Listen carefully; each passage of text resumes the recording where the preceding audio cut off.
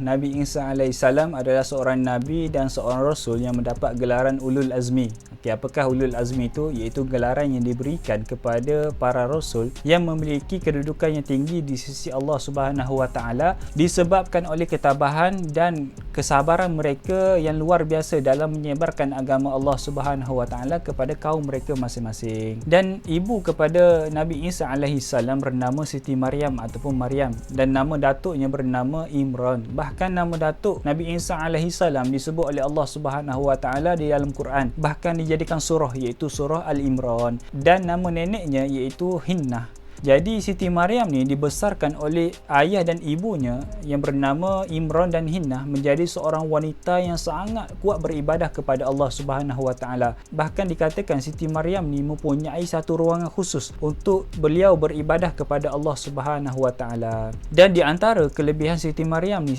tak perlu keluar daripada ruangan ibadahnya untuk mengambil makanan, untuk mengambil minuman, tak perlu. Kerana diceritakan oleh Allah Subhanahu Wa Taala, suatu hari bila Nabi Allah Zakaria alaihissalam, iaitu bapa saudara kepada Siti Maryam, masuk kepada ruangan ibadahnya, maka Nabi Zakaria ni mendapati ada makanan yang bukan pada musimnya. Seperti contoh musim sejuk tapi makanan musim panas. Kalau musim panas, makanan itu musim sejuk. Makanan yang rare lah orang kata.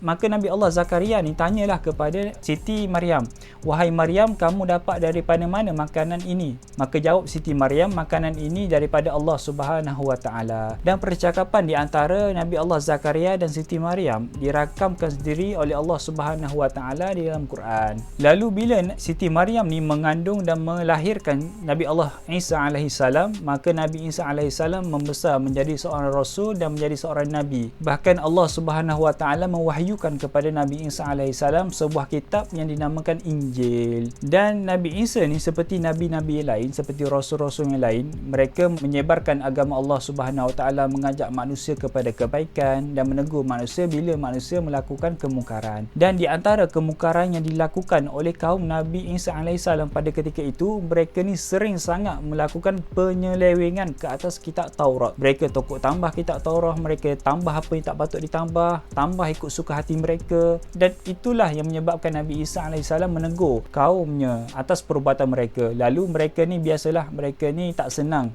atau mereka tak suka dengan teguran Nabi Isa alaihissalam, maka mereka ni berkomplot, berpakat, berbincang untuk menangkap Nabi Isa dan membunuh Nabi Isa alaihissalam. Lalu bila Nabi Isa alaihissalam dikejar oleh kaumnya untuk menangkap dan membunuh Nabi Isa alaihissalam, maka Allah Subhanahu Wa Taala segera mengangkat Nabi Isa alaihissalam ke langit yang kedua. Dan siapakah yang ditangkap oleh kaumnya? Dikatakan ulama di sini ada dua pendapat. Pendapat yang pertama, ada satu orang Yahudi ditukarkan muka oleh Allah Subhanahu Wa Taala menjadi muka Nabi Isa alaihissalam. Dialah ditangkap dan dibunuh oleh kaumnya. Pendapat yang kedua adalah Nabi Isa ni ada seorang murid, maka murid Nabi Isa itulah ditukarkan muka oleh Allah Subhanahu Wa Taala menjadi muka Nabi Isa, maka murid itulah ditangkap dan dibunuh. Dan sampai sekaranglah Nabi Isa alaihissalam masih lagi berada di langit kedua dan umurnya dikekalkan oleh Allah Subhanahu Wa Taala. Kata setengah ulama, umur pada ketika mana Nabi Isa diangkat oleh Allah Subhanahu Wa Taala berumur 33 tahun, dan sampai sekarang masih lagi 33 tahun.